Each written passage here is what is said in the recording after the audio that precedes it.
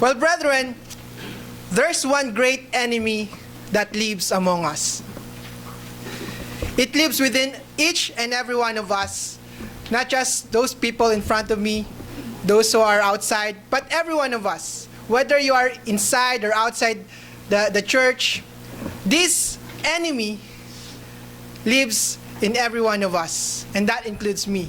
So lest you think that this message is just for you, it also applies to me.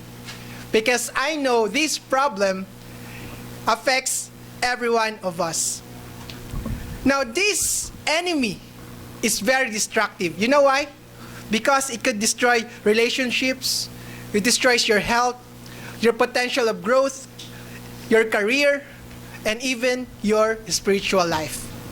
That's how dangerous and destructive this enemy is. Now the problem about this enemy is because it lives within us.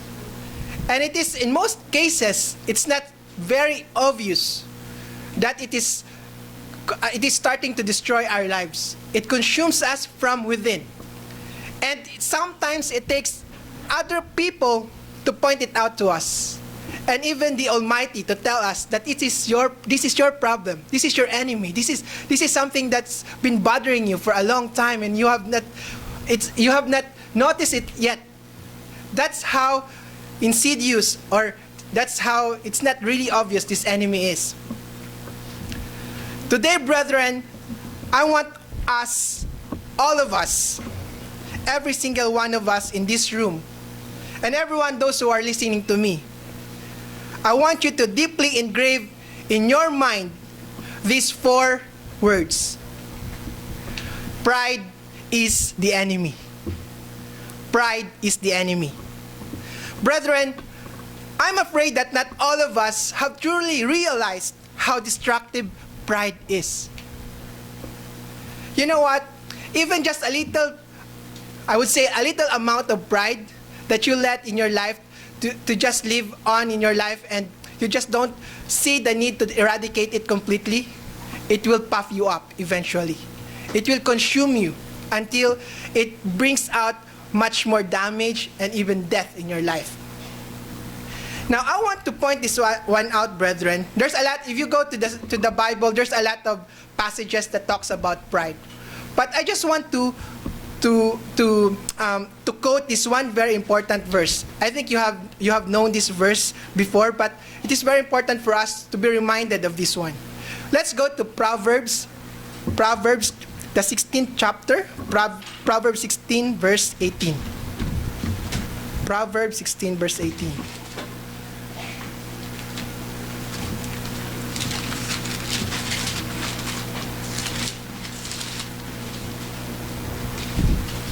It says here, brethren, pride goes before destruction. Pride goes before destruction, and a haughty spirit before a fall. You see, brethren, if you look into the Bible, or even if you look into the history of men, that in each time that someone falls or someone is destroyed, you would observe that it is most likely it is because of pride. You might have seen a lot of wars that is going on in this earth, and you would see that pride has a lot to do with it. Diba? Just because people don't want to, ayaw magpatalo, they don't want to get, ayaw nila magpaunos, they would like to have their own way. That's how pride is destructive. And if you look into the Bible, brethren, there's a lot of people in the Bible that you could think of that has been destroyed because of pride. Think about Satan. You know what? Satan really wanted to be like God, and he rebelled because of pride. Think about Adam and Eve. They wanted to be like God, and so they rebelled against the Most High. Think about a lot of people in the Bible. Think about King David, Absalom, the brothers of Joseph, Jacob, Solomon, Sennacherib, Nebuchadnezzar, Pharaoh, Haman, Ananias, Sapphira, Herod, Eglon, Judas, the Pharisees, and the list just goes on and on and on. And I'm sure that you could think about the people in the Bible who was destroyed because of pride. And you know what, brethren? Here's something that is very clear. And I want to emphasize this one for you. That whoever you are, whether you are rich or poor, young or old, male or female, pride is lurking inside you. And most of the time, you don't even know about it. And you might say, oh really? I'm not really that prideful, Josh. You see, I'm not really that boastful.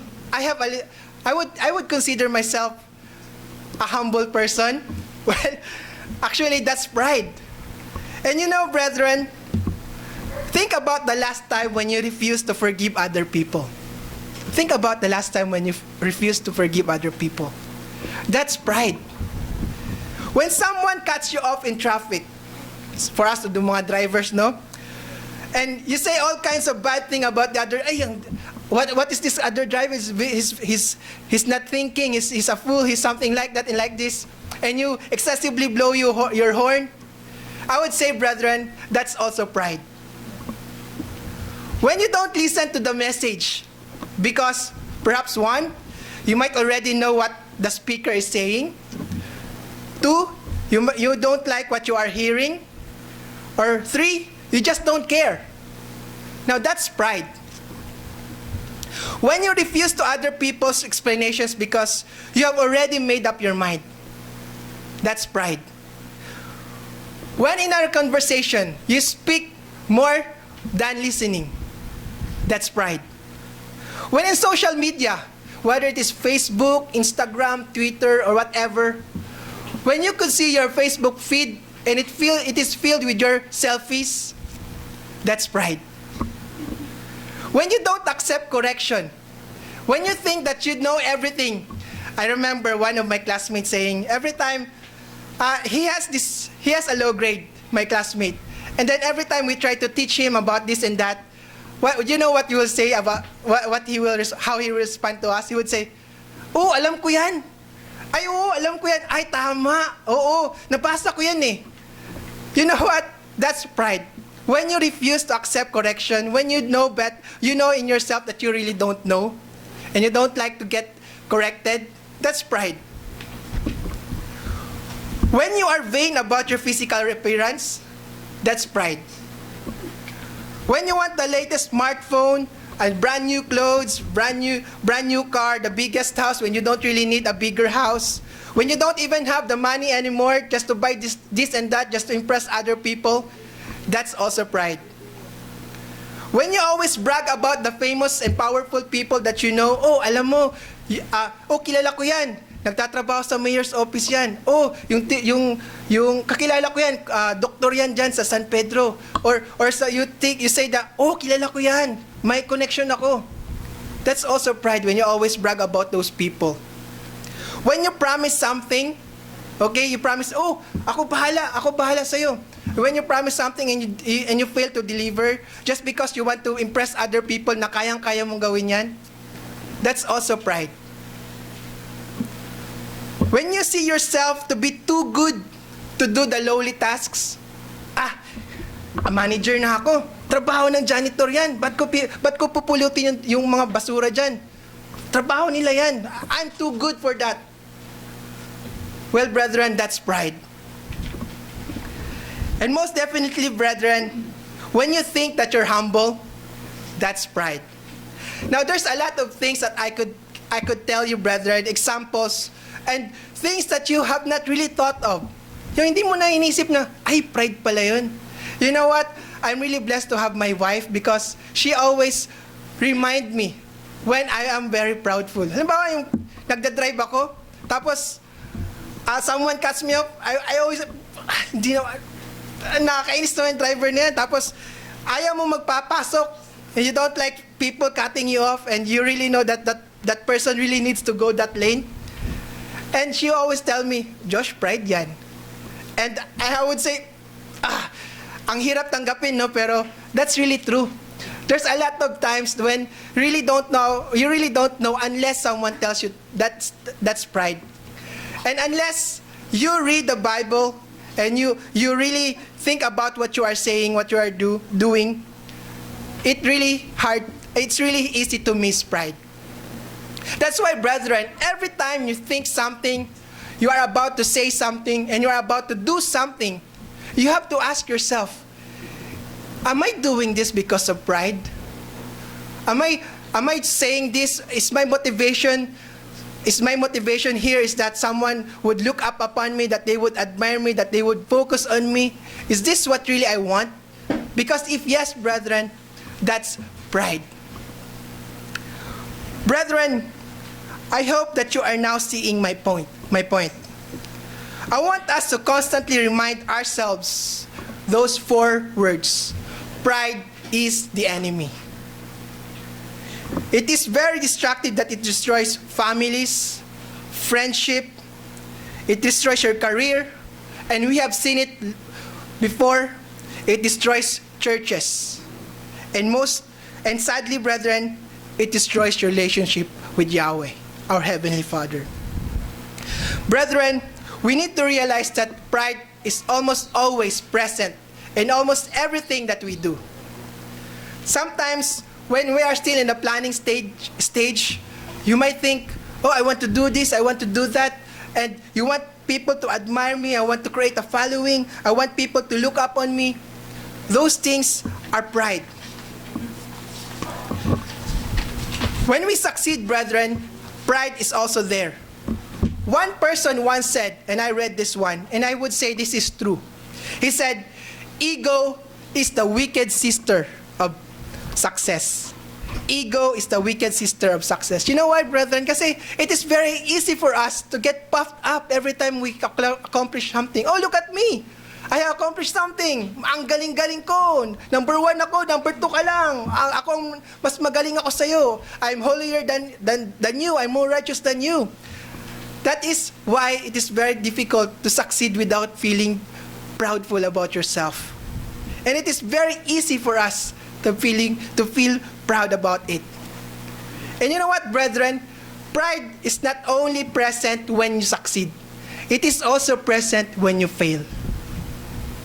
You know what, brethren? When you fail and you don't accept responsibility, that's pride.